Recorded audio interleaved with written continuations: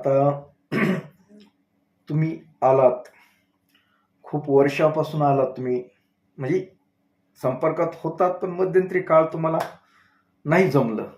हं?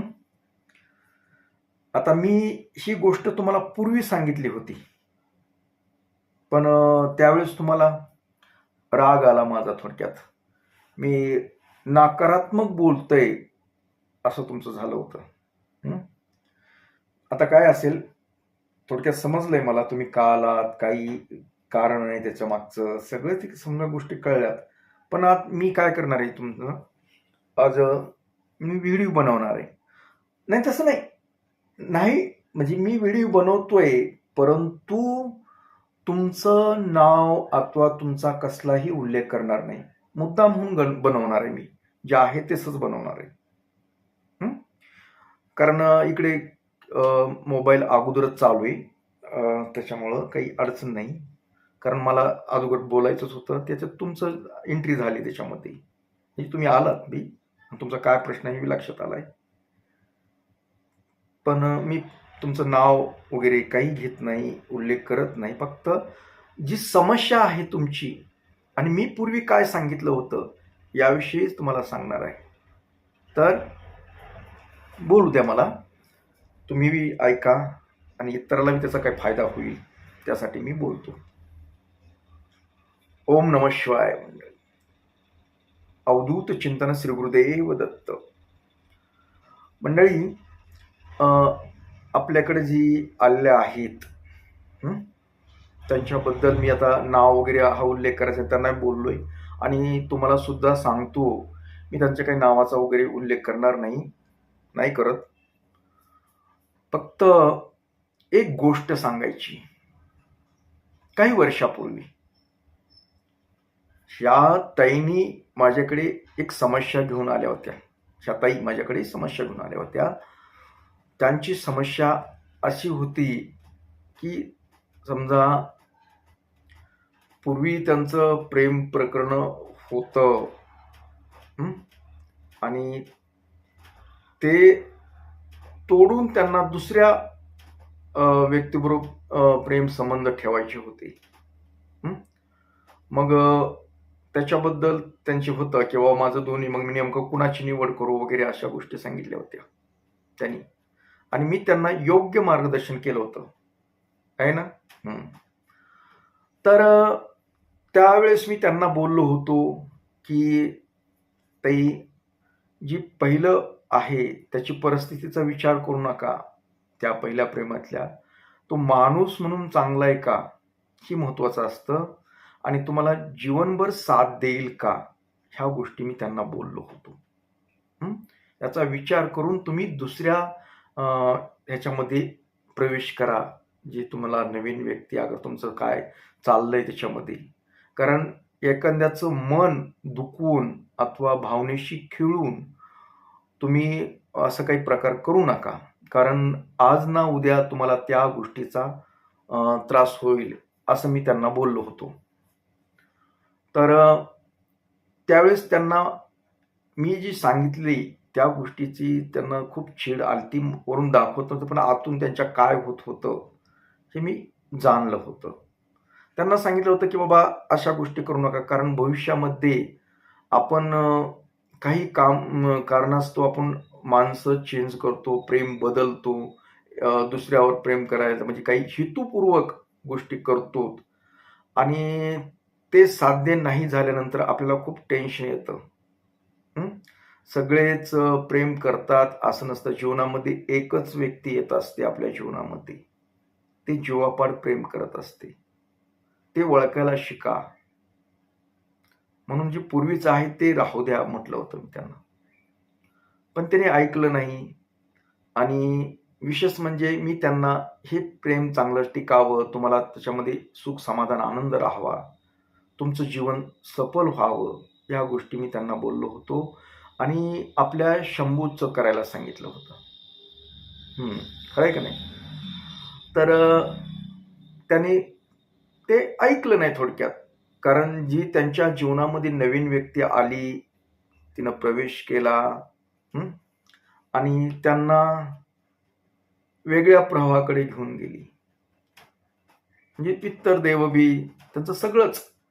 आणि आजची परिस्थिती काय झाली त्यांची, की त्यांनी पहिलं तर तोडून दिलं, म्हणजे तोडलं, त्या व्यक्तीशी भावनेशी खेळल्या समजा म्हणायला अडचण नाही, तसं राग येऊ नका तुम्हाला.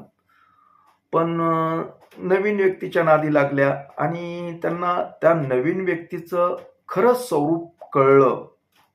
ही कशासाठी आपल्याकडे आली, आकर्षित का झाली आणि तिनं कशा पद्धतीने ह्यांना लुटलं, आर्थिक बाजूत अथवा कशा मानसिक कशा काय त्यांना त्रास झालाय, आपण जास्त विस्तारित सांगायचं नाही. पण त्या नव्या व्यक्तीनं त्यांना आता सोडून दिलंय आणि चांगलं सोडून दिलंय. म्हणजे बऱ्याच त्यांची मानसिक हानी, बदनामी वगैरे अशा गोष्टी होऊन त्यांचं हे तुटलंय. तर त्यांचं म्हणणं असं आहे की आता ह्या नवीन व्यक्तीने जे तोडले त्यांना वर्ष 2 वर्षातल्या ह्याच्यात, तर त्याला शिक्षा व्हावी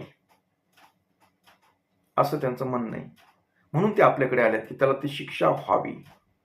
आता हे असं का झालं हे बी तुम्हाला माहित आहे. कारण कुणाच्याही भावनेशी खेळल्यानंतर कोणतीही व्यक्ती असेल, पुरुष असेल, स्त्री असेल, तर त्या व्यक्तीची जी मानसिकता असते, त्याच्या मनातून जी ऊर्जा निघते, नकारात्मक ऊर्जा निघते, त्या ऊर्जेमुळे आपल्याला हे असं पुढे होतं, घडतं आपल्या जीवनामध्ये.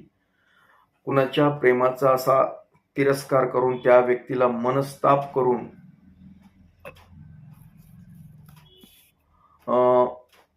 असं नाही चालत. हा त्याचं फळही हे त्यांना. तर ते आपल्याकडे आलेले आहेत की ह्या आता नवीन ज्यानं आपल्याला दगा दिलाय त्या व्यक्तीला त्यांना शिक्षा करायची. मग त्याच्यासाठी ही तोडगा विचारायला आलेला कितीतरी वर्षानं. ज्यावेळेस मी सांगितलं की असं करू नका, त्यावेळेस माझं ऐकलं पण नाही. आणि आता ते तोडगा मागायला आलेत माझ्याकडे. आता हे तोडगा कसा सफल होईल, शक्यता कमीच आहे ना. कारण तुम्ही हातानं समस्या निर्माण केली. आता हे तुम्हाला व्हिडिओद्वारे का सांगायचंय यांच्या ह्याच्यातून, की बऱ्याच वेळेस आपण आपल्या हातानं समस्या निर्माण करतो. ही त्यांच्या हातानं निर्माण केलेली समस्या आहे. त्याच्यामुळं तोडगा हा काम करू शकत नाही. आणि मी तर कसं आहे माहित आहे का, की कुणालाही विनाकारण त्रास देत नाही आणि त्रास होऊ नये याची दक्षता घेतो.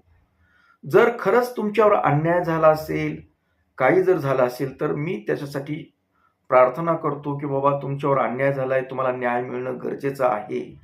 यासाठी मंत्रसाधना वगैरे करून त्या व्यक्तीला त्याचा म्हणजे न्याय मिळवून देण्याचा प्रयत्न करतो आणि ज्यानं त्याला त्रास दिलाय त्या व्यक्तीला शिक्षा व्हावी यासाठी असतं माझं. पण ही ते चूक यांची ना, ताईची या.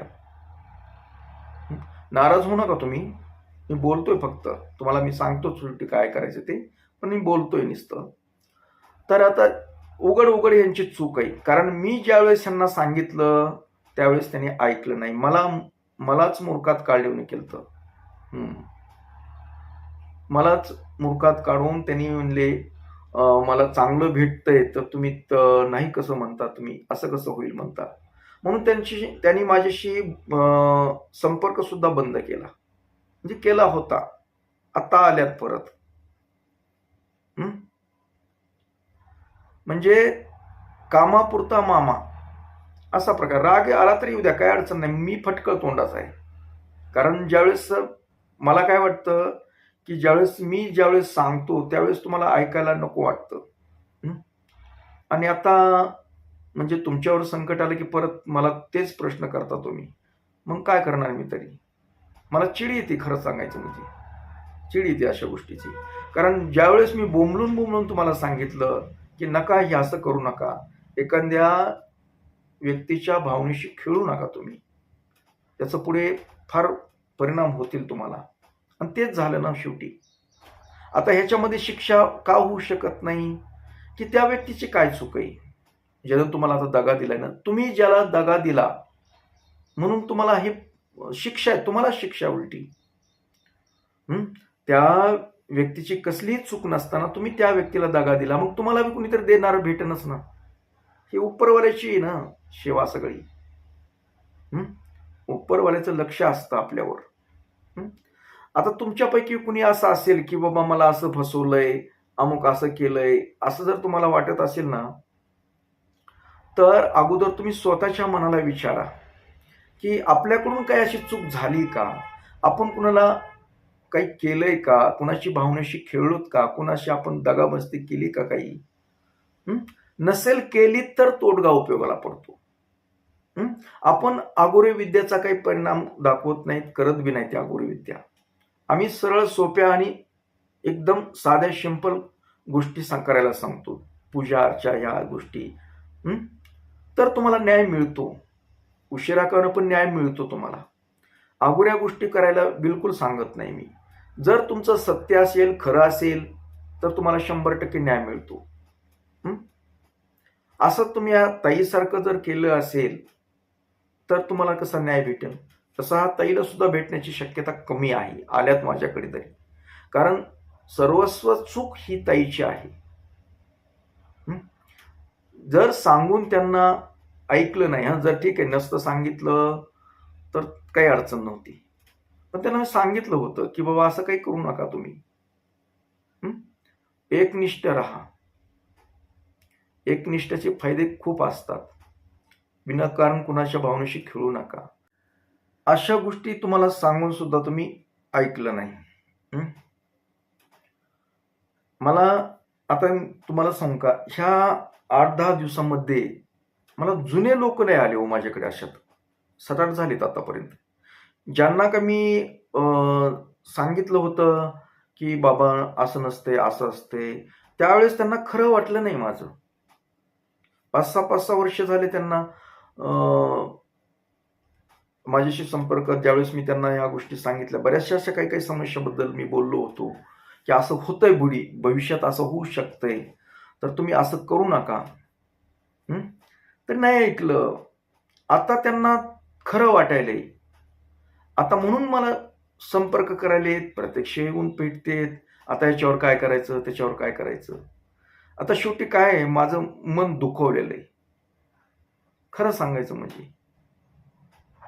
म्हणजे कुठेतरी मला पण वाईट वाटतं ना हो. मी जीव तोडून तुम्हाला लोकांना सांगितलं की बाबा नाही असं नसतंय, तुम्ही मला कसं मूर्खात काढलं की हो. म्हणजे प्रत्यक्ष बोलून नसलं तरी तुमची भावना मला कळत होती ना. आणि तुम्ही स्वतःला थोडंसं विचार करायला पाहिजे होतं की बाबा आपण ह्या माणसानं सांगितल्यानंतर आपण ऐकलं नाही, आपण परत त्याला कसा हा प्रश्न करावा.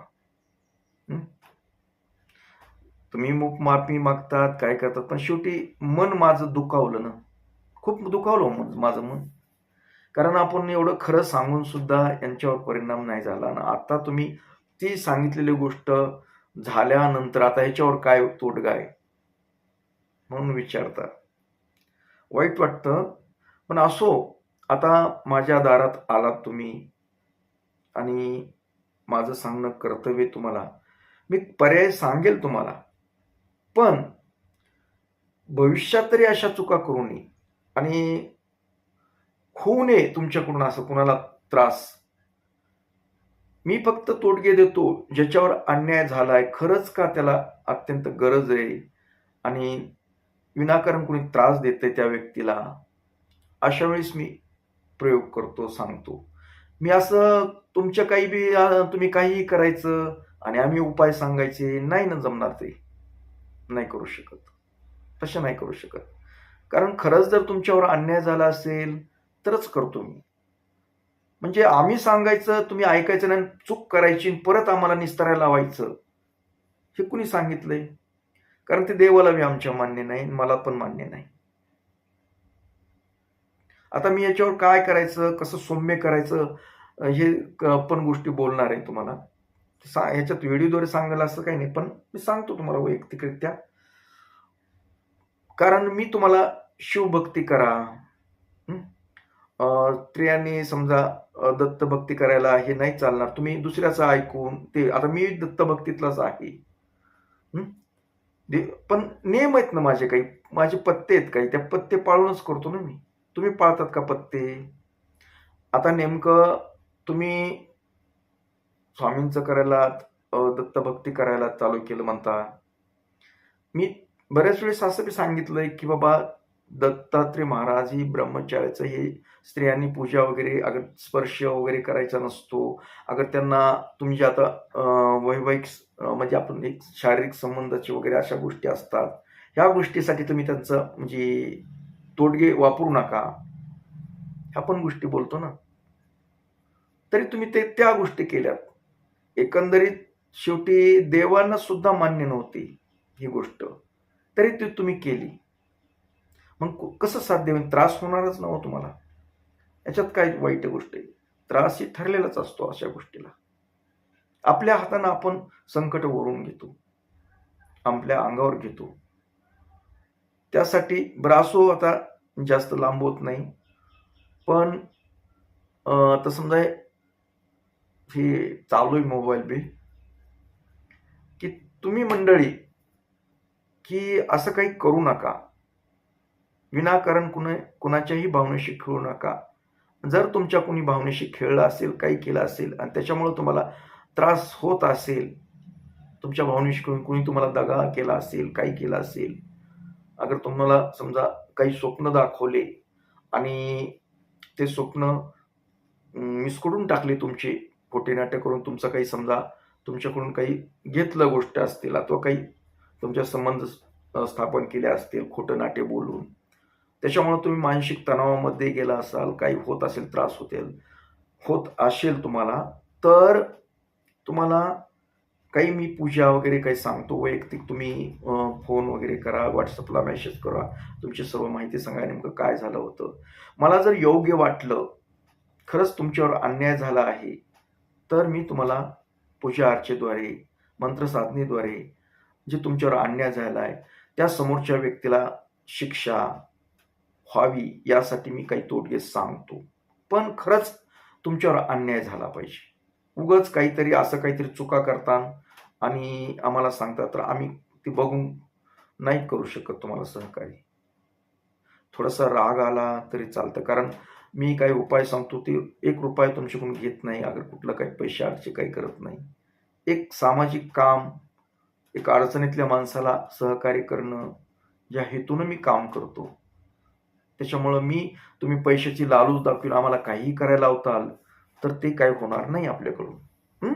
फक्त तुमच्यावर अन्याय झाला, अगर तुम्हाला कुणीतरी फसवलं, खोटं नाटक काही करून जर काही केलं असेल, तर त्या व्यक्तीला शिक्षा होण्यासाठी तुम्हाला काही पूजा अर्चा मी जरूर सांगू शकतो, मंत्र साधना वगैरे करायला सांगू शकतो. पण विनाकारण कुणाला त्रास देण्यासाठी ही आपल्याकडून होणार नाही, एवढी मी तुम्हाला विनंती करतो. आणि त्या संदर्भात मला कॉल बी करू नका, माझ्याशी कॉन्टॅक्ट करू नका, कारण मला खूप अनुभव आलेला आहे पूर्वीचा ह्यांच्यासारखा. त्यांना सांगून आम्हालाच मोर्कात काढून ते करायचे ते केले ना, आता परत म्हणतात की त्या व्यक्तीला शिक्षा व्हावी. जरा माझं मन होत नाही त्यांना काय द्यावा उपाय म्हणून. तरी असो मंडळी, ओम नमः शिवाय. मी जास्त बोलत नाही.